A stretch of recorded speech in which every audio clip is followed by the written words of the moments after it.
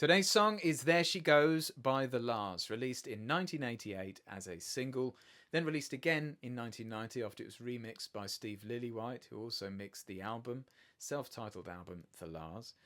Then it was released in 1999, and then it was released again in 2007. So it got released a few times, but the highest charting release was the second release in 1990, which got up to number 13 in the UK charts, charted well in the US, got up to top 50 Billboard chart, which is very good for a brand new band. However, they had produced a song that is eternal, and you have to say this is one of the greatest indie songs of all time from a brilliant little band from Liverpool.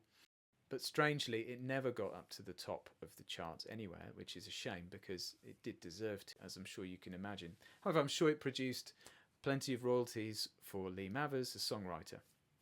And Lee Mavers was a recluse. He didn't enjoy fame. He didn't even enjoy the recording studio because he only ever released this one album with his band The Lars, and every other recording session they went through, he just kept scrapping it because he wasn't happy with it. He didn't feel like it captured the sound that he had in his head.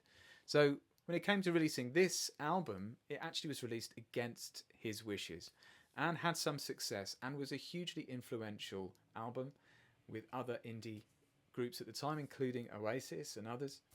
The Lars have had a lot of influence considering very little music that has been released.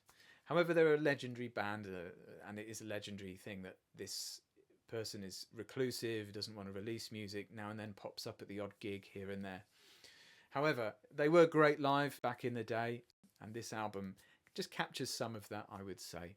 This single is just a bit different, a bit special, and does stand out for the band. What is it about? Well, they say it's about heroin, but actually the band doesn't say that at all. Lee Mavers has never said what it is about, as far as I can see from the research I've done, and other members of the band have been a little bit more circumspect. Nobody's actually confirmed what it's about, but make up your own mind based on the lyrics. I'll do a cover for you now. Let me know what you think of The Lars and There She Goes.